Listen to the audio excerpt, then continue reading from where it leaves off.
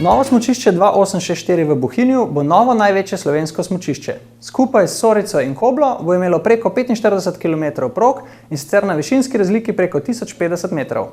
Projekt novega smučišča 2864 ima vso lokalno podporo.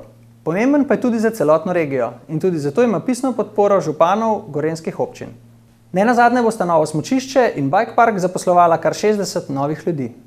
S trajnostno vizijo, ki jo udejanjamo v prvem slovenskem eko-hotelu in vodnem parku, bo tudi smučišče zgrajeno z največjo pozornostjo do narave. Tako se bodo uporabljali naravni materiali, kot so kamen, les in steklo, žičniške naprave bodo izredno energetsko varčne, dodatno zasneževanje pa bo brez vsakršnih dodatkov. In še ena velika novost. Na smučišče se boste lahko pripeljali okolju prijazno, z vlakom.